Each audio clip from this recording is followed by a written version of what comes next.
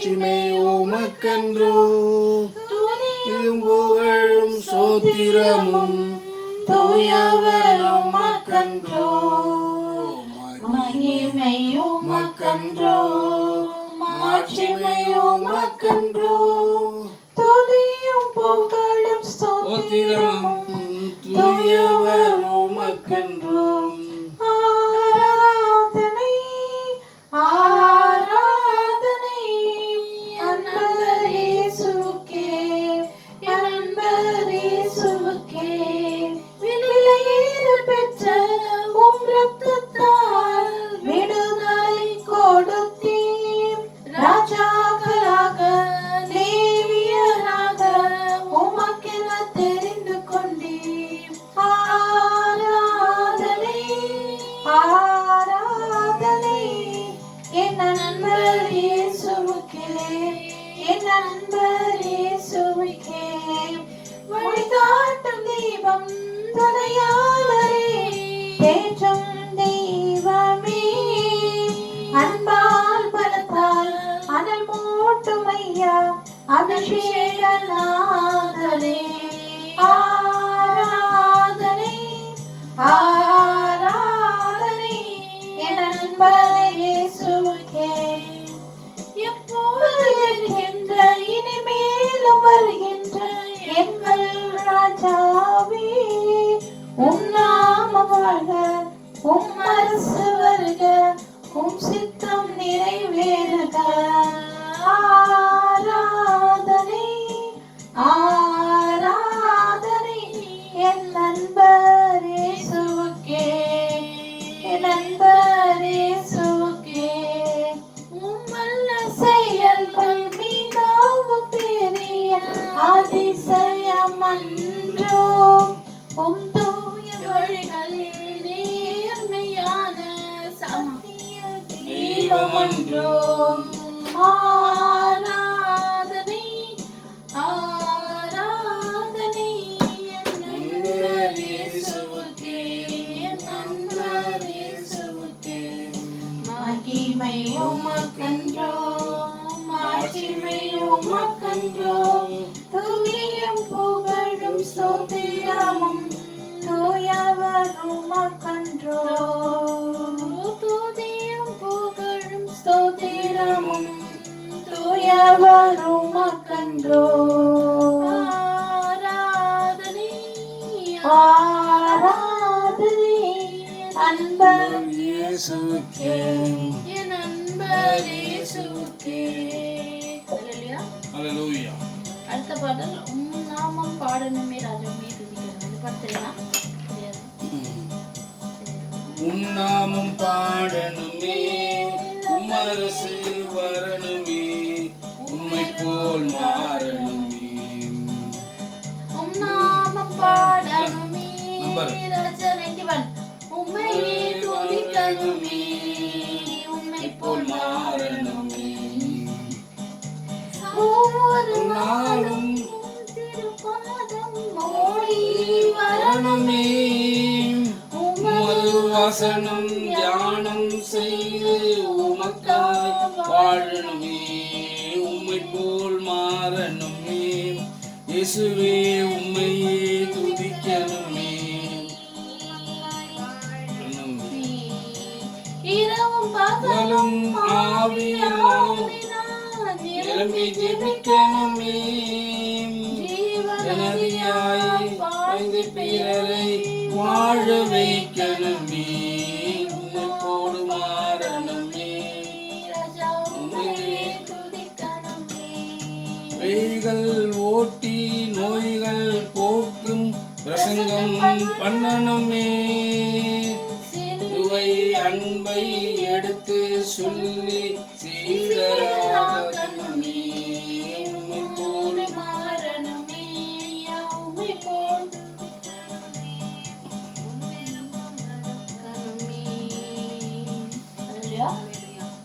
ஆமென். அடுத்த பாடல் கர்த்தர் மேல் பாரத்தை வைத்துவிடு. 118. கலங்கி தவிக்காதே, அவரை நம்மை ஆதரிப்பார், அதிசயம் செய்வார். கர்த்தர் மேல் பாரத்தை வைத்து விடு, கலங்கி தவிக்காதே. அவர் உன்னை ஆதரிப்பார், அதிசயம் செய்வார். நீதிமன் தள்ளாட விட மாட்டார், உன்னதம் காத்து நடத்திடுவார். நம்மை காக்கும் தேவனவர், நமது நிழலாயிருக்கின்றவர். தம்மில் பாரத்தை வைத்து விடு, கலங்கி தவிக்காதே. அவரை உன்னை ஆதரிப்பார், அதிசயம் செய்வார். ஜெப பகுதிக்காக ரெபேக்கா ஜெபிக்கும்படி கேட்கிறேன். சோத்திரமண்டரே இந்த வார்த்தைக்காக சோத்திரமண்டரே சோத்திரம் சோத்திரம் சோத்திரம் எங்கள் அதிகாரிகமாக ஆசிரியப்பட்ட தன்மையான இந்த நாளுக்காக இந்த நேரத்துக்காக உங்களுக்கு நன்றி செலுத்துகிறோம் ஐயா. அந்த நாளில் கத்தாவை சொல்லுங்களை தீமாரண்டரை எங்களுக்காக சிதாசூத்து வழிநடத்தி பாதுகாத்து கிருபைக்காக தயவுக்காக உங்களுக்கு நன்றி செலுத்துகிறோம் ஏசப்பா. அந்த கத்தாவே இந்த நேரத்துக்கு வந்திருக்கிற கிருபைக்காக நன்றி. இதோடு உடைய வார்த்தைக்காக நாங்கள் செபிக்கிறோம் ஐயா. உடைய வார்த்தையை கேட்கிறவர்களாக மாத்திரம் இராமல் அதன்படி செயல்படுகிறவர்களாக, அதன்படி வாழ்கிறவர்களாக, அதன்படி அந்த கத்தாவே எங்களுடைய வாழ்க்கையை நாங்கள் மாற்றி நாங்கள் நடக்க எங்களுக்கு உதவி புரிந்தலுமா நாங்கள் செபிக்கிறோம்ப்பா. அந்த வீரர்களோடு கூட பேசியல்லுங்க. நீர் ஆண்டவரே எங்களோடு கூட சிவனேரலுமா நாங்கள் செபித்துக் கொள்கிறோம். ஆண்டவரை கத்தாவேண்டவரே அப்பா, ஆண்டவரே நீர் ஆண்டவரை கத்தாவேண்டவரே அந்த ஆண்டவரை நாங்கள் கேட்கிற உடைய வார்த்தைகளான அந்த விதைகள் எங்களுடைய இருதயத்தில் விழும்பொழுதிலும் கத்தாவே ஆண்டவரை கத்தாவே அது ஒரு நல்ல நிலமாக எங்களுடைய இருதயத்தை நீர் பயன்படுத்தி அல்லமா நாங்கள் செபித்துக் கொள்கிறோம் ஏசப்பா. ஆண்டவரை வார்த்தையை பேசியிருக்க உடைய மகளின் ரத்த குட்டைக்குள்ளே காத்தல்லுங்க. மகள நீர் ஆண்டவரை மகள் மூலமாக பேசி அல்லமா நாங்கள் செபிக்கிறோம். உடைய நாம மாத்திரம் மகிமை விடுவதாக இயேசு நாமத்தில் கேட்டுக்கொள்கிறோம் நல்ல பிதாவே. அல்லேலூயா. அல்லேலூயா. இந்த நாளிலும் நம்ம பார்த்த செய்தி என்ன என்று பார்த்தோம்னா, நம்ம நிறைய செய்திகள் எல்லாம் நம்ம படிக்கலாம், நம்ம பார்த்துருப்போம். அதாவது எத்தனையோ வருடங்களுக்கு முன்பாக குடும்ப பகையின் காரணமாக என்ன பண்ணியிருப்பாங்க, சண்டை போட்டிருப்பாங்க. ஒருத்தர் மேல ஒருத்தர் யாராகிலும் இவங்க ஒரு கொலை செஞ்சிருப்பாங்க. கொலை செஞ்சுட்டு அவர் இறந்துருவாரு. இவர் வந்துட்டு என்ன செய்வாரு, ஜெயிலுக்கு போய், இத்தனைக்கும் அவர் வர்றதுக்கு கொலை மர்டர் அப்படிங்கிறதுனால அவர் ஜெயிலுக்கு போய் திரும்பி எப்படியும் வர்றதுக்கு ஒரு 30-35 வருஷம் தண்டனையை பொறுத்து தான் அவர் வெளியே வர காலமாக இருக்கும்னு சொல்லுவாங்க. அப்போ வெளியே வர காலம் அவங்க வந்துட்டு இந்த மாதிரி, அப்போ இந்த எதிராளி கூட்டம் என்ன செய்யும், இவங்க எப்போ விடுதலை ஆவாங்கன்னு சொல்லி என்ன செய்வாங்க, அதாவது கொலை செய்யப்பட்டவங்களுடைய குடும்பம் எப்போ இவங்க விடுதலை ஆவாங்கன்னு சொல்லி என்ன செய்வாங்க, அவங்க அவளுடைய பார்த்துட்டு இருப்பாங்க. அது 30 வருஷம்னாலும் சரி, 35 வருஷம், 40 வருஷம்னாலும் சரி. அவர் வெளியே வந்து கோர்ட்ல வந்து அவரை கொண்டுட்டு போகும்போது என்ன செய்வாங்க, சிலர் என்ன செய்வாங்க, அவரை கொண்டுடுவாங்க. நிறைய ஆட்களை ஏவி என்ன செய்வாங்க, அது வந்துட்டு ஒரு குடும்ப பகை போல அந்த அந்த இது என்ன செய்யும், அப்படியே எங்க எங்க அண்ணனை நீ கொண்டுட்டியா, இரு நான் வந்து உன்னை பழி வாங்குறேன் அப்படின்னு சொல்லிட்டு என்ன செய்வாங்க, அந்த பழி வாங்குகிற ஒரு காரியங்கள் எப்பொழுதுனா, என் ரத்தத்துக்கு நீ எங்க அண்ணன் ரத்தத்தை பழி வாங்கணும், நான் உன் ரத்தத்தை நான் பழி வாங்குறேன் அப்படின்னு சொல்லி அந்த ஒரு காரியங்கள் எல்லாம் என்ன செய்கிறது இன்னமும் நடைபெறுகிறதாக இருக்கிறது என்று சொல்லி நாம பாக்குறோம். இன்று நாளிலும் அப்படியான ஒரு காரியத்தை நாம பார்க்கலாம். யோபுவின் புஸ்தகம் 19ஆம் அதிகாரம் 25 - 27 வரை.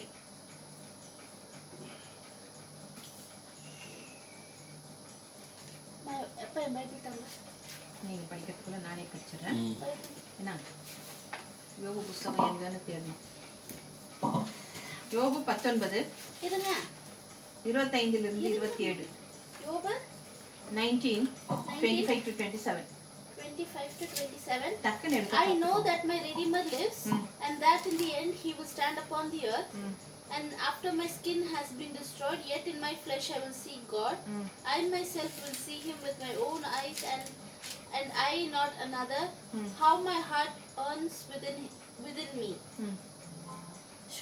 என் மீட்பர் உயிரோடு இருக்கிறார் என்றும் அவர் கடைசி நாளில் பூமியின் மேல் நிற்பார் என்றும் நான் அறிந்திருக்கிறேன். இந்த என் தோல் முதலானவைகள் அழுகி போன பின்பு நான் என் மாம்சத்தில் இருந்து தேவனை பார்ப்பேன், அவரை நானே பார்ப்பேன். அந்நிய கண்கள் அல்ல, என் கண்களே அவரை காணும். இந்த வாஞ்சியால் என் உள்ளந்திரியங்கள் எனக்குள் சோர்ந்து போகிறது என்று சொல்லி யார் சொல்கிறார்? யோபு சொல்கிற காரியங்களை நாம் பார்க்கிறோம். இப்போ இதுல என்ன சொல்கிறார்? என் மீட்பர் உயிரோடு இருக்கிறார். என் மீட்பர் உயிரோடு. மீட்பர் என்பதற்கு என்ன அர்த்தம்னா எபிரேய பாஷையில வந்துட்டு கோயல் அப்படின்னு ஒரு அர்த்தம் இருக்கிறது என்று சொல்லி நம்ம பார்க்கிறோம். எபிரேய பாஷையில வந்துட்டு அவங்க வந்து என்ன சொல்லுவாங்க, கோயல் அப்படின்னு சொல்லுவாங்க. அப்படின்ற அந்த கோயல் அப்படிங்கிற வார்த்தைக்கு என்னன்னா சொல்லும் போது ஒழுங்கா கேட்டுப்போனா நல்ல சில வார்த்தைகள் எல்லாம் நமக்கு தெரியலன்னா கூட நம்ம என்ன செய்யும் போது இந்த மாதிரி வார்த்தைகளை வந்து நம்ம எப்பவும் தெரிஞ்சுக்கிறது ரொம்பவுமே நல்லது. அறிவு அது நமக்கு வந்துட்டு என்னைக்குமே வந்துட்டு யூஸ்ஃபுல்லா இருக்கும். கோயல் அப்படிங்கிற வார்த்தைக்கு 2 அர்த்தம் இருக்கு அப்படின்னு சொல்லி சொல்றாங்க. அப்போ ஒன்று வந்து என்னன்னா என்னுடைய நெருங்கிய இனத்தான் அப்படின்னு அர்த்தம். ஏன்னா இப்போ நம்ம நெருங்கியன்னா ரத்தத்தின் ரத்தமாக நம்முடைய நெருங்கிய உறவினராக இருக்கலாம். அதை வந்துட்டு என்ன சொல்லுவாங்க, கோயல்னு சொல்லுவாங்க. என்ன சொல்லுவாங்க, ஒண்ணு வந்துட்டு நெருங்கிய க்ளோஸ் ரிலேஷன், கூட பிறந்தவங்க, அவங்களெல்லாம் என்ன சொல்லுவாங்க, கோயல்னு சொல்லுவாங்க. இரண்டாவது வந்துட்டு மீட்பர் அல்லது ரட்சகர் அப்படின்னு ஒரு பொருள் இருக்கிறது என்று சொல்லி நாம பார்க்கிறோம். அப்போ ஆங்கிலத்துல என்ன சொல்லுவாங்க அப்படின்னு சொல்லி பார்த்தோம்னா கின்ஸ்மேன் அல்லது ரெடிமர் அப்படின்னு சொல்லி சொல்லுவாங்க இங்கிலீஷ்ல. தமிழ்ல மீட்பர் அல்லது ரட்சகர், இங்கிலீஷ்ல வந்துட்டு கின்ஸ்மேன் அல்லது ரெடிமர் அப்படின்னு சொல்லுவாங்க. இந்த 2 அர்த்தங்களை கொள்ற இந்த 2 அர்த்தங்கள் தான் கோயல் அப்படிங்கிற வார்த்தைக்கு அர்த்தம் என்று சொல்லி நாம பார்க்கிறோம்.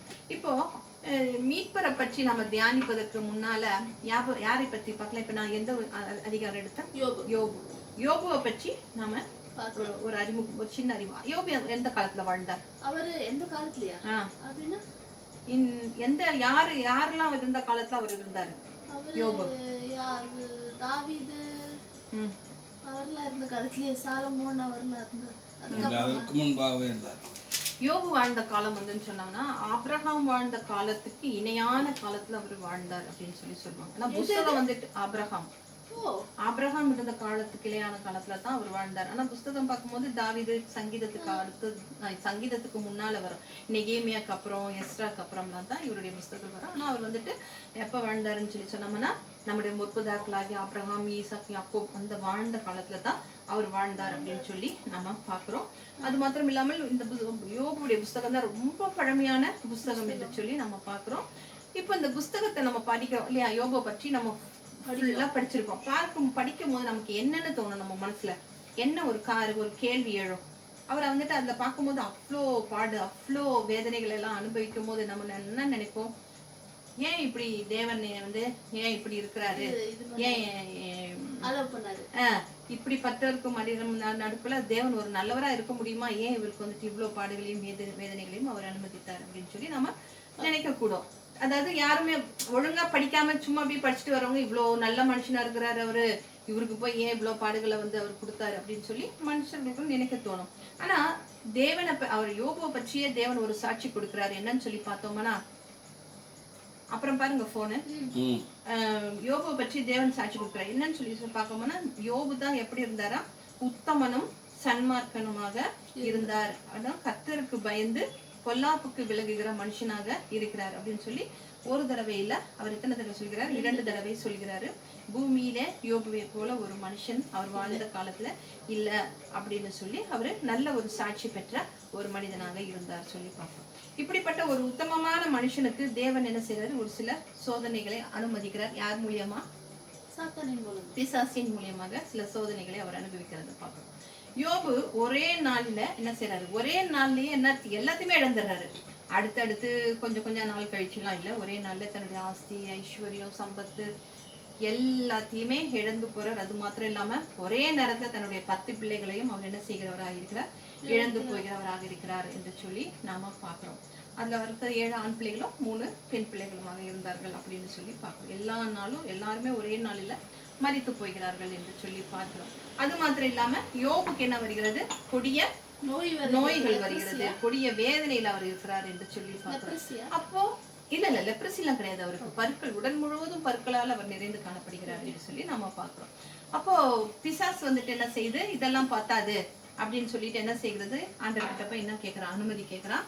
நீங்க யோபுவை அவனுடைய எலும்புலையும் அவனுடைய சதையையும் நீங்க தொட்டீங்கன்னா யோபு என்ன செய்வார், உங்களை விசுவாசத்தை எல்லாம் மறுதளித்து உண்மை என்ன செய்வாரு, தூஷிப்பாரு அப்படின்னு சொல்லி சொல்றாரு. அப்புறம் ஆண்டவர் என்ன செய்யறாரு, அதுக்கும் என்ன செய்கிறவராக இருக்கிறார், சம்மதிக்கிறவராக இருக்கிறார் என்று சொல்லி பாக்குறாரு. சரி, அவனுடைய எலும்பை நீ தொடணுமா, அவனுடைய தோலை நீ தொடணுமா, தொடு அப்படின்னு சொல்லி அனுமதி கொடுக்கிறவராக இருக்கிறார் என்று சொல்லி பார்க்கிறோம். அப்போ சாத்தான் என்ன செய்யறான், யோபுக்கு உடல் முழுக்க என்ன செய்யற குடல் பருக்களால அவரை பாதிக்கிறார் என்று சொல்லி பார்க்கிறோம். உச்சந்தலையில இருந்து உள்ளங்கால் வரைக்கும் பருக்களால் நிறைந்திருக்கிறது, அதெல்லாம் நம்ம பார்க்கிறோம். அப்ப அவர் அந்த ஒரு ஓட்டை தான் எடுத்துக்கிட்டு என்ன செய்யறாரு, தன் உடல் முழுவதையும் சுரண்டிக்கிட்டு உட்கார்ந்துட்டு இருக்கிறாரு சாம்பல் அப்படின்னு சொல்லி பார்க்கிறோம். அப்ப அந்த நேரத்துல தான் யார் வரா யோபுவை பார்க்கறதுக்கு, அவருடைய 3 நண்பர்கள் வருகிறார்கள் என்று சொல்லி பார்க்கிறோம். அது யார் யாருன்னு பார்த்தா எலிபாஸ், பில்தாத், சோப்பார். அவங்க 3 பேர், எலிபாஸ், பில்தாத், சோப்பார் அப்படின்னு 3 நண்பர்கள் அவரை பார்க்க வருகிறார்கள். பார்க்க வந்துட்டு ஆறுதல் சொல்றதுக்காக 3 பேரும் வருகிறார்கள் என்று சொல்லி பார்க்கிறோம். அதுக்கு அடுத்து அந்த பார்க்க வந்ததுல இருந்து 20 அதிகாரங்களை பார்க்க போனோம்னா அவங்க வந்துட்டு யோபுவோட கூடயே என்ன செய்யறாங்க, பேசிக்கிட்டு இருக்கிறாங்க அப்படின்னு சொல்லி நாம பார்க்க முடியுது. இவங்க ஆறுதல் சொல்ல வந்தவங்க என்ன செய்யறாங்க, முடிவுல அவரை வந்து என்ன செய்யறாங்க, குற்றம் சொல்லி அது அவருடைய அந்த ஆறுதல் வந்து அவங்களுக்கு என்ன செய்கிறது, வேதனையாக இருக்கிறது என்று சொல்லி நம்ம பார்க்கிறோம். அப்போ யோபு என்ன சொல்றாரு, அவங்கள பார்த்து உங்களுடைய ஆறுதல்கள் எல்லாம் என்னென்ன செய்கிறதா இருக்குது, என்னை பாதிக்கிறது. இல்லைன்னா ஆறுதல் சொல்றேன்ட்டே என்ன செய்வாங்க, அவங்களை குற்றப்படுத்துற மாதிரியே தான் சிலருடைய பேச்சுலாம் என்ன இருக்கும், அப்படியே ஊசியை குத்தி சாவடிக்கிற மாதிரி தான் சிலர்லாம் பேசுவாங்க. என்ன அப்போ இந்த விரக்தியான ஆறுதலை தான் நீங்க எனக்கு சொல்றீங்க அப்படின்னு சொல்லிட்டு என்ன சொல்கிறாரு, யோபு சொல்கிறத நம்ம பார்க்கிறோம். அப்போ யோபு தன்னுடைய நண்பர்களை பார்த்து சொல்றாரு, உங்களோட ஆறுதல்கள் எல்லாம் என்ன வெறுமையான ஆறுதலா இருக்குது, வாயில இருந்து உதட்டுல இருந்து தான் உங்களுடைய ஆறுதல், உள்ளத்துல இருந்து ஒரு ஆறுதல் சொல்கிற வார்த்தைகள் எதுவுமே இல்லை, வெறுமையான வார்த்தைகளா இருக்குதா, அது இன்னும் என்ன வந்து என்ன செய்கிறதா இருக்குது, அதிகமாக பாதிக்கிறதா இருக்கு, வேதனையை கூட்டுகிறதாக இருக்கிறது என்று சொல்றாங்க. அப்போ அவங்க 3 பேருமே என்ன சொல்றாங்க, யோபு அதிகமாக குற்றப்படுத்துறாங்க. ஆண்டவர் உன்னை தண்டித்திருக்கிறாரு, உன்னுடைய என்ன செய்யும், உன் பாவத்தை எல்லாம் அறிக்கை செஞ்சு நீ மனம் திரும்பு, தேவன் அப்ப வந்துட்டு உன்னை என்ன செய்வாரு, உனக்கு இறங்குவார் அப்படின்னு சொல்லி அவரை குற்றப்படுத்துகிறவர்களாக இருக்கிறார்கள் என்று சொல்லி நம்ம பார்க்கலாம். தேவனால நல்ல சாட்சி பெற்ற இந்த யோபுவை இவங்க 3 நண்பர்களும் வந்து என்ன செய்யறாங்க, குற்றப்படுத்தி அப்ப என்ன செய்யறாங்க, மனம் திரும்ப சொல்றாங்க. தேவனே சொல்றாரு, என்ன சொல்றாரு, அவரை போல ஒருத்தர் யாருமே இல்லை அப்படின்னு சொல்லி சொன்னவங்களை இவங்க 3 பேர் என்ன செய்யறாங்க, குற்றப்படுத்துகிறவங்களாக இருக்கிறாங்க அப்படின்னு சொல்லி நாம பாக்குறோம். ஒரு கட்டத்துல யோபுவால என்ன செய்ய முடியல, அதை தாங்கிக் கொள்ள முடியாம வெகுண்டு எழுந்து அப்பதான் என்ன சொல்கிறாரு, இப்ப வாசித்த அதிகாரத்துல யோபு 19 அவர் என்ன சொல்கிறாரு, என் மீட்பர் உயிரோடு இருக்கிறார். மீட்பர்னு சொன்னதுக்கு என்ன சொன்ன, என்னுடைய அபிநய பதம் கோயல், அந்த அதுக்கு என்ன அர்த்தம்னு சொன்ன, என் இனத்தான், என்னுடைய இனத்தான், அப்புறம் என்னுடைய மீட்பர், என்னுடைய ரட்சகர், எனக்கு என்னுடைய சொந்தம், என்னுடைய உறவு, என்னுடைய ரத்தத்தோட ரத்தமா இருக்கிற என்னுடைய உறவு, எனக்கு உயிரோடு இருக்கிற என் மீட்பர் உயிரோடு இருக்கிறார் என்று சொல்லியது மாத்திரமில்லாமல், இந்த மாம்சம் முதலானவைகள் அழிந்து போனாலும் அழுகி போனாலும், என் எலும்பெல்லாம் தோளோடு தோளாக ஒட்டி கொண்டிருந்தாலும், என் மேனி முழுவதும் என்ன செய்ய அழுகிய நிலையில இருந்தாலும் என்ன செய்யறேன், நான் இந்த நிலைமையிலிருந்து நான் என்ன செய்வேன், இந்த அதாவது இதெல்லாம் அழுகி போனாலும் என்ன இதுல இருந்து என்னால மீள முடியாது, ஏன்னா என்னுடைய நிலைமைகள் அவ்வளவா இருக்கிறது. ஆனா எனக்கு நம்பிக்கை இல்லாம, எனக்கு நம்பிக்கை எனக்கு என்ன இருக்குது, எனக்கு தூரத்துல என்ன இருக்கிற எதிர்காலத்துல எனக்கு ஒரு நம்பிக்கை இருக்கு, உயிரோடு இருக்கிறாரு. இப்ப நான் பிழைக்க மாட்டேன், இந்த வாழ்க்கையில எனக்கு நம்பிக்கை இல்லாம போயிடுச்சானா கடைசி நாளில நான் என்ன செய்வேன், என் மீட்பரை உயிரோடு இந்த பூமியின் மேல நிக்கிறத பார்ப்பேன் அப்படின்னு சொல்லி அவர் சொல்கிறத நம்ம பார்க்கிறோம். யோபு குறிப்பிடுகின்ற அந்த கடைசி நாள் எது, மரித்து போனவர்கள் எல்லாம் உயிரோடு எழும்பக்கூடிய அந்த நாளில அன்று நான் என் மீட்பரை காண்பேன் என்று சொல்லி சொல்றாரு. அப்ப மீட்பர் அப்பவே அவருக்கு என்ன சொல்லியிருக்கிறாரு, என் இயேசு கிறிஸ்துவை அவர் அப்பவே என்ன சொல்லியிருக்கிறாரு, அந்த வாழ்ந்த அந்த காலத்திலேயே அவர் சொல்லியிருக்கிறாரு, அவ்வளவு நம்பிக்கையோடு சொல்லியிருக்கிறார். அப்போ இயேசு கிறிஸ்து பிறந்தே 2000 ஆண்டுகளுக்கு மேல ஆண்டுகள் ஆகிறது. அப்பனா அப்போ அவர் அப்பயே என்ன செய்கிறாரு, இயேசு கிறிஸ்துவை குறித்து அவ்வளவு அழகாக கடைசி நாட்களில் பூமியின் மேல நிற்பார் என்று சொல்லி அவ்வளவு ஒரு ஆணித்தரமாக அவர் சொல்கிற காரியத்தை நாம பார்க்கிறோம். அந்த என் மீட்பரை மறுபடியும் நான் காண்பேன், அன்று நானும் எழுந்திருப்பேன், மரித்தவர்கள் எழுந்திருக்கும் போது நானும் எழுந்திருப்பேன் என்று சொல்லி அவ்வளவு ஒரு உறுதியாக அவர் சொல்கிறதை நம்ம பார்க்கிறோம். அவர் தன்னுடைய இந்த நிலைமைக்காக ஆண்டவரையோ தேவனை வந்துட்டு அவர் ஒரு நாளும் என்ன செய்யவில்லை, தூஷிக்கவில்லை என்று சொல்லி நம்ம பார்க்கிறோம். அப்போ நான் சொன்னது போல கோயல், மீட்பர் கோயல் என்பதற்கு என்னுடைய நெருங்கிய உறவினன் என்று சொல்லி நாம பார்க்கிறோம். இப்போ இதை குறித்து ஒரு 4 காரியங்களை பார்க்கலாம். இந்த கோயல் என்பவர், மீட்பர் என்பவர் என்ன செய்கிறார்கள், இரத்தப்பழி, அதுக்கு என்ன ஒரு அர்த்தம் வந்துட்டு இரத்தப்பழி வாங்குகிறவன், இரண்டாவது வந்துட்டு அவெஞ்சர் ஆஃப் பிளட் என்று சொல்லி நம்ம பார்க்கிறோம். இரண்டாவது இழந்து போனதை, அதாவது நஷ்டப்பட்டு போனதை மீட்கிறவர் என்று சொல்லி நம்ம பார்க்கலாம். இரண்டாவது நியாயப்படுத்துகிறவர், நமக்கு வந்துட்டு ஒரு நம்மை நீதிமானாக மாற்றுகிறவர், விண்டிகேட்டரா இருக்கிறாருன்னு சொல்லி பார்க்கலாம். 4வது, யார் இந்த இனத்தானாகிய மீட்பர், முறை உறவினனாகிய இந்த மீட்பர் யார் அப்படின்னு சொல்லி இந்த 4 காரியங்களை பார்க்கலாம். முதலாவதாக இரத்தப்பழி வாங்குகிறார், அவெஞ்சர் ஆஃப் பிளட். என்னாகமம் நம்பர்ஸ் 35:19.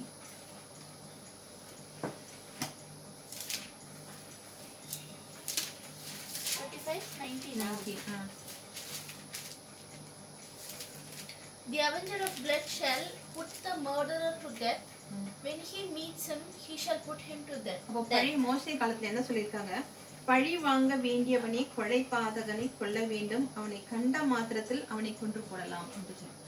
இப்போ யாரை கொன்னு போட்டாங்களோ, அப்போ வந்துட்டு எனக்கு ஒரு சகோதரன் இருந்து என்ன கொன்னு போட்டுட்டாங்கன்னா நான் என்ன செய்யலாம்? ஒருத்த வந்து கொன்னு போட்டுறான், அவனை என்ன கொல்றதுக்கு கொன்னு போடலாம் அப்படின்னு மோசையுடைய காலத்துல என்னவா இருக்கிறது? ஒரு நிபந்தனையாக அவனை கொன்று போடலாம் என்று சொல்லி நாம பார்க்கிறோம். அப்புறம் கொன்று போடலாம் என்று இஸ்ரவேல்ல ஒருவனை மற்றவன் கொன்று போட்டு விட்டால் அந்த மரித்தவனுடைய என்ன செத்து போயிட்டான் இல்லையா, அவனுடைய நெருங்கின உறவினன் அல்லது அவன் என்ன செய்யணும், இறந்து போன மனுஷனுக்காக பழி. அதைத்தான் இங்கெல்லாம் என்ன சொல்றாங்க? பிளட் மணி அப்படின்னு சொல்லி யாராகிலும் கொண்டுட்டா கூட என்ன சொல்றாங்க? பழிக்கு பழி வாங்கணும், ஏன்னா என் பிள்ளைய கொண்டுட்டான் இல்லையா, இவனையும் என்ன செய்யணும், நீங்க அதே மாதிரி கொல்லணும் அப்படின்னு சொல்லி சொல்றவங்க எல்லாம் இன்னைக்கு நிறைய பேர் இருக்காங்க. சிலர் வந்துட்டு ரொம்ப ரேரா தான் பரவாயில்ல அவனை மன்னிச்சு விட்டுடுங்க அப்படின்னு சொல்லி சொல்றவங்க எல்லாம் ரொம்ப ரேரா தான் இருக்காங்க அப்படின்னு சொல்லி நம்ம பார்க்கிறோம். இது பழைய ஏற்பாட்டு நியமம், வேதமும் இப்படியாக சொல்கிறது என்று சொல்லி பார்க்கிறோம். அதே 35:33 என்ன சொல்லப்பட்டிருக்குது அப்படின்னு சொல்லி பார்த்தோம்னா, நீங்கள் pollute the land where you are. Bloodshed pollutes the land, and atonement cannot be made for the land on which the blood has been shed, except by the blood of the one who shed it. நீங்கள் இருக்கும் தேசத்தை பரிசுத்த குலைச்சலாக்காதீர்கள், இரத்தம் தேசத்தை தீட்டுப்படுத்தும், இரத்தம் சிந்தினவனுடைய இரத்தத்தினாலே ஒழிய வேறொன்றினாலும் தேசத்திலே சிந்துண்ட இரத்தத்திற்காக பாவ. எந்த ரத்தம் சிந்தப்பட்டதோ அந்த ரத்தத்துக்கான பாவ நிவாரண என்னது பாவம் வந்துட்டு வேற என்ன, அந்த ஒரு அந்த ரத்தத்தை தான் நம்ம என்ன செய்ய வேண்டும்? பழி வாங்க வேண்டும். அதாவது என்ன செய்ய வேண்டும்? நீங்கள் இருக்கும் தேசத்தை பரிசுத்த குலைச்சலாக்காதீர்கள், ரத்தம் தேசத்தை தீட்டுப்படுத்தும். அதனால என்ன சொல்றாரு? தேசத்திலே சிந்துண்ட ரத்தத்திற்காக பாவ நிவர்த்தி இல்லை என்று சொல்லி சொல்கிறதை நாம பார்க்கிறோம். அப்போ தேசம் வந்துட்டு என்ன செய்யப்படுகிறது? கொலை செய்யப்பட்டவனுடைய ரத்தத்தினால. இப்போ ஒரு இடத்துல ஒருத்தனை கொலை பண்ணிட்டாங்கன்னா அந்த இடம் என்ன ஆகிறது? ரத்தம் சிந்து, இந்த இடம் வந்துட்டு என்ன, அந்த இடம் கொலையுண்ட இடம் அப்படின்னு சொல்லிட்டு அந்த இடம் கரைப்பட்டு போகிறதுன்னு பாக்குறோம். தீட்டாக மாறுகிறது என்று சொல்லி பாக்குறோம். அந்த தீட்டை வந்துட்டு என்ன செய்யணும்? அந்த நிலத்தை அந்த கொலை செய்தனுடைய ரத்தத்தை சிந்திதான் அந்த இடத்துல இவன் ரத்தம் அந்த எந்த இடத்துல அவன் ரத்தம் சிந்தினானோ அதே இடத்துல இன்னொருத்தனை கொண்டு அதை வந்து என்ன செய்ய வேண்டும்? பரிகரிக்க வேண்டும் என்று சொல்லி அந்த அந்த அந்த இன்னொருத்தனுடைய ரத்தம் சிந்தினா தான் அந்த இடம் சுத்தமாகுமா. ஒருத்தன் செத்து போயிட்டான் இல்லையா, எவன் அந்த இடத்துல அவனை கொன்னுனானோ அவனையே வந்து அந்த இடத்துல கொன்னாதான் அந்த இடம் வந்து என்ன ஆகுமா? தீட்டுப்பட்ட அந்த இடம் சுத்தமாகும் அப்படின்னு சொல்லி அந்த வேதமும் அப்படியாக சொல்கிறது என்று சொல்லி பாக்குறோம். இப்போ நம்ம வந்துட்டு ஆதி ஆகமத்துல நம்ம பார்க்கும்போது ஆபேலுடைய ரத்தத்தை என்ன செய்யறாரு? காயின் என்ன செய்யறாரு? அவர் கொண்டுறாரு இல்லையா. அப்போ ஆபேலுடைய ரத்தம் என்ன செய்கிறது? என்ன செய்யுது? தேவனை பார்த்து என்னது? கூக்குரல் இடுகிறது, கதறுகிறது. அதான் சொல்லுவாங்க, ரத்தத்திற்கு என்ன இருக்கிறதா? ஜீவன் இருக்கிறது அப்படின்னு சொல்லி நம்ம சொல்லுவாங்க. நம்ம சில பேர் வந்துட்டு கோமால போயிட்டா கூட ஒருத்தர் உயிரோட இருக்காங்கன்னு சொல்லி சொன்னோம்னா அவனோட உடம்புல இருந்து ரத்தம் இருக்கிறதுனால தான். உடம்புல இருக்கிற ரத்தம் முழுவதுமே எடுத்துட்டோம்னா கூட எல்லா பாகமும் இயங்கினா கூட ரத்தம் இல்லைன்னா என்ன செய்ய முடியாது? மனிதன் வாழ முடியாது அப்படின்னு சொல்லி சொல்றாங்க. அப்ப நம்ம உடலில நமக்கு ஜீவனை கொடுக்கிறது எதுவா இருக்கிறது? ரத்தமாக இருக்கிறது என்று சொல்லி நாம பார்க்கிறோம். அப்போ அந்த ஆபேலுடைய ரத்தம் தேவனை பார்த்து கூப்பிடும் போது அப்போ அவர் என்ன செய்யறாரு? காயினை பார்த்து கேட்கிறாரு, உன் சகோதரன் எங்க? உன் சகோதரனுடைய ரத்தம் என்னை பார்த்து கூப்பிடுகிறது, என்னை பார்த்து கூக்குரல் இடுகிறது அப்படின்னு சொல்லி கேட்கறத நம்ம பாக்குறோம். அப்போ ஆபேலுடைய ரத்தத்துக்காக தேவன் என்ன செய்யறாரு? எதை சபிக்கிறாரு? காயினை சபிக்கிறார். நீ உன்னுடைய இடத்துல வந்து குறுக்கும் முள்ளுதான் முளைக்கும் அப்படின்னு சொல்லி சபிக்கிறத நம்ம பாக்குறோம். அப்போ ஆஹ் ஆஹ் ஆதியாகமம் 9:5 பார்க்கலாம்.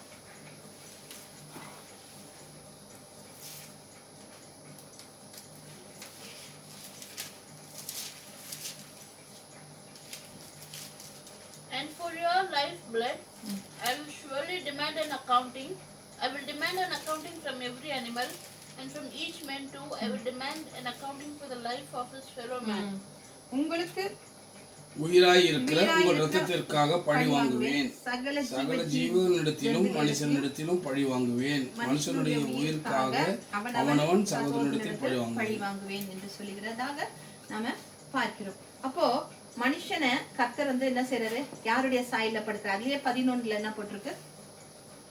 இல்ல அதுலயே வந்துட்டு முன்னாடி 6 என்ன போட்டிருக்கு? அதே இதுல 6ஆம் வசனம், மனுஷன் தேவசாயலில் மனுஷனுடைய ரத்தத்தை எவன் சிந்துகின்றானோ அவனுடைய ரத்தம் மனுஷனாலே சிந்தப்பட கடவது என்று சொல்லி. அப்போ பழைய ஏற்பாட்டுல எப்படியாக இருந்தது?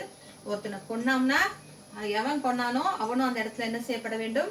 கொல்லப்பட வேண்டும் என்று சொல்லி அந்த வார்த்தைகள் சொல்கிறது என்று சொல்லி நாம பார்க்கிறோம். மீட்பர் என்ற வார்த்தைக்கு முதல் அர்த்தம் என்ன செய்யறதுன்னா சொல்கிறது, என் இனத்தான் எனக்காக என்ன செய்ய வேண்டும்? பழி வாங்கணும் என்று சொல்லி, என் இனத்தான் எனக்காக பழி வாங்க வேண்டும்.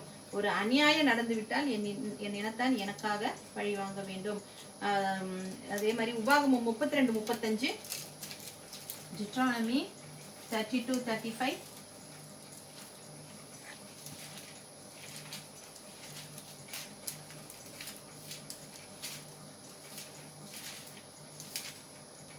பழி வாங்குவதும் 32:35. It is mine to avenge every day. In due time their foot will slip, their day of disaster is near, and their doom rushes upon them. அப்ப அவர் என்ன சொல்றாரு? பழி வாங்குவதும் பதிலளிப்பதும் எனக்கு உரியது என்று சொல்லி நாம பார்க்கிறோம். கால் தள்ளாடும் அவருடைய ஆபத்து சமீபமாக இருக்கிறது, அவர்களுக்கு வரும் தீவினை தீவிரமாக வரும் என்று சொல்லி நாம பார்க்கிறோம். அப்போ அந்த காலத்துல என்ன செய்ய முடியாது? கொலை செஞ்சுட்டு தப்பி எல்லாம் ஓடி போயிட முடியாது என்று சொல்லி நாம பார்க்கிறோம். இரண்டாவது, நஷ்டப்பட்டு போனதையும் இழந்து போனதையும் என்ன செய்கிற முடியும்? மீண்டும் மீட்கிறவராக இருக்கிறார். ரெடிமர் என்பதற்கு ரெடிமர் ஆஃப் லாசஸ் என்று சொல்லி நாம பார்க்கிறோம். லேவியராகமம் 25:25.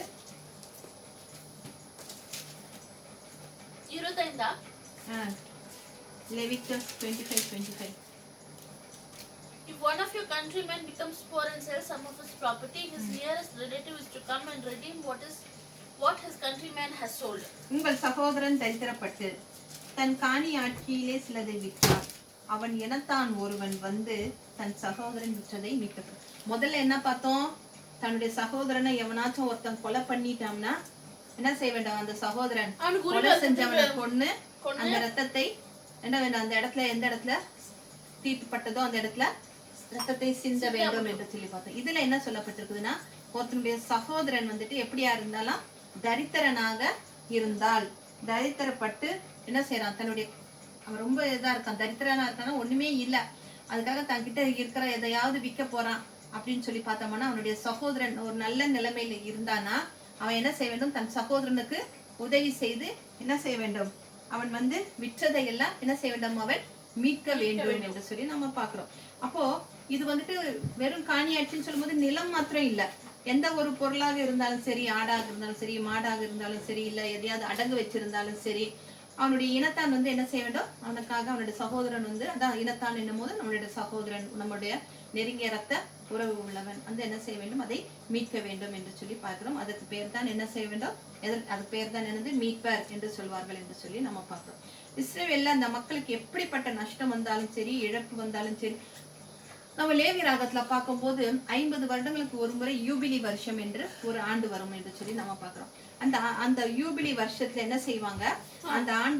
அந்த யூபிலி வருஷத்துல எதெல்லாம் அடிமையா போச்சு, எதையெல்லாம் வித்தாங்க, எதையெல்லாம் அடகு வச்சாங்க, அதெல்லாம் என்ன செய்ய வேண்டுமா? அவங்களுக்கு திருப்பி கொடுத்துடணுமா?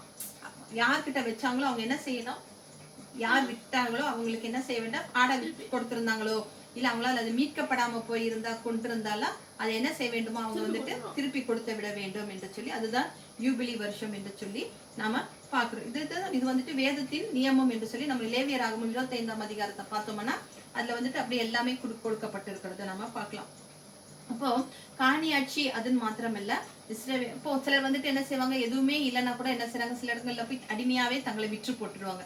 அடிமையா விற்று போட்டு நாங்க வீட்டுல வேலைக்கோ வேற எந்த காரியங்களுக்கோ அவங்க தாங்களே உட்படுத்தி கொண்டா கூட அவங்க என்ன செய்யப்பட வேண்டும், மீட்கப்பட வேண்டும், மீட்டு அவங்க திருப்பி அனுப்பப்பட வேண்டும் என்று சொல்லி பார்க்கிறோம். இப்போ இஸ்ரவேலிலே ஒருவன் எல்லாவற்றையும் தரித்திரத்தினாலேயோ விற்று தனக்கு நேர்ந்த, அதாவது அவனால எதுவுமே செய்ய முடியல, நோய்வாய்ப்பட்டோ கை இழைத்து போனவனாகவோ இருந்தாலும் நம்ம என்ன செய்ய வேண்டும், அவனை என்ன செய்ய வேண்டும், அடிமையை போல அவனை நடத்தக்கூடாது என்று ஆண்டவர் கட்டளையிடுகிறார். அவனை நம்ம என்ன செய்ய வேண்டும், ஆதரிக்க வேண்டும் என்று சொல்லி கர்த்தர் சொல்லுகிறதை லேவியராகமத்தை நம்ம பார்க்கிறோம். அப்போ மீட்பருக்கு இதுதான் பொருள் என்று சொல்லி, முதல்ல வந்துட்டு ரத்தத்துக்கு ரத்தம் பழி வாங்கணும். இரண்டாவது வந்துட்டு உன் சகோதரன் எதையாகிலும் தரித்திரனாய் இருந்து உன் காணியாட்சியை விற்றால் அவனுடைய சகோதரன் உடனே போய் எதனை செய்ய வேண்டும், அந்த காணியாட்சியை மீட்டு திருப்பி தர வேண்டும் என்று சொல்லி.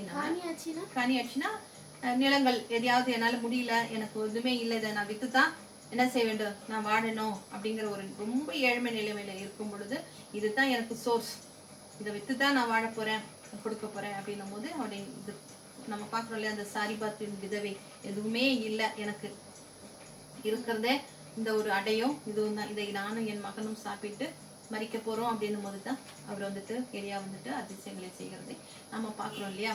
அந்த மாதிரிதான் இதுவும், புரிஞ்சுதா? அப்போ மீட்பருக்கு என்ன பொருளை, இழந்து போனதையும் நஷ்டப்பட்டு போனதை மீட்டு தருகிறவர் என்று சொல்லி நாம பார்க்கிறோம். அப்போ இதை நாம பார்க்கிறோம்.